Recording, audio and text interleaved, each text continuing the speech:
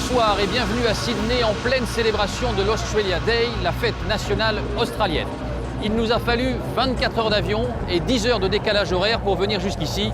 Mais franchement, cela en vaut la peine. Car si la crise mondiale n'épargne pas l'Australie, les fondamentaux de son économie, eux, restent tous au vert.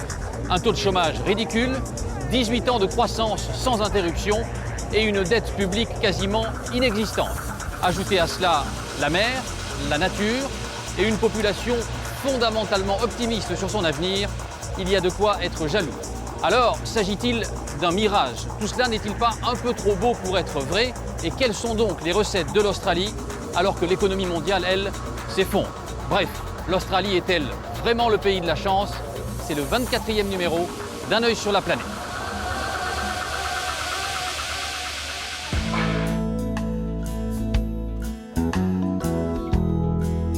Il faut savoir quitter les routes confortablement balisées et s'aventurer au milieu de nulle part.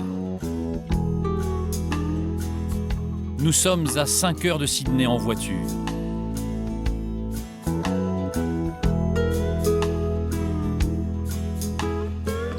Bienvenue chez Frédéric et Dominique Mathieu.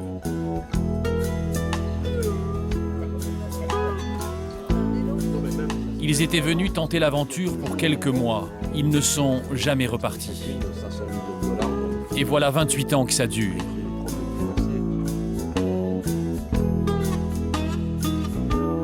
11 000 moutons, 800 vaches, un domaine à perte de vue qu'ils ne quitteraient pour rien au monde. »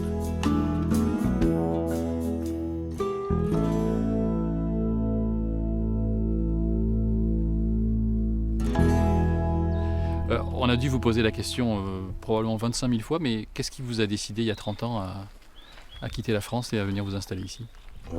Surtout l'espace, en fin de compte. On habitait à Paris, et puis on était comme tous les Parisiens en train de se plaindre en disant c'est morose, c'est affreux, c'est ceci. Et j'étais déjà venu en Australie, et donc on a décidé de partir. Mais tous les gens qui viennent vous voir doivent se dire c'est un rêve ici. Est-ce que vous avez le sentiment de vivre dans un rêve ou vous vous y êtes habitué? Ah ben moi, quand j'ouvre la Checkers Gate, que vous avez ouvert aujourd'hui... La Checkers Gate, c'est la porte de la propriété? Oui.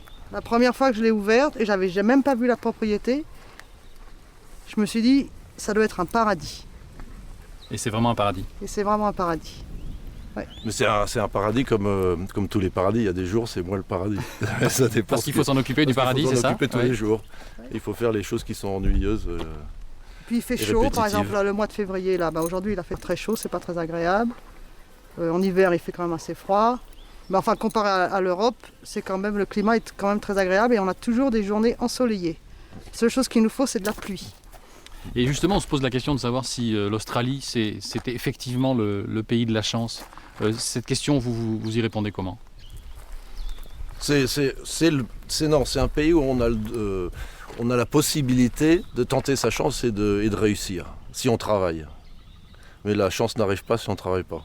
Voilà, le si on travaille, il est important. Oui, les Australiens travaillent beaucoup. Tous les Australiens qui ont réussi travaillent énormément. Mais les gens que vous voyez venir de l'extérieur, ils ont ces opportunités-là encore aujourd'hui? Tout le monde, ouais. Tout le monde. Tout Australien a la possibilité de se mettre à travailler et se dire je vais faire ceci et de réussir. Il n'y a personne pour l'arrêter. Et ça, c'est une chance inestimable. Ouais. Alors. Et pour les jeunes, il y a beaucoup d'opportunités, je pense. Voilà, c'est ça. Pour les jeunes générations. Si on a une nouvelle idée et on veut le faire, on peut le faire. Et les gens trouvent que les Australiens trouvent normal que quelqu'un réussisse. Ils sont très contents que quelqu'un réussisse.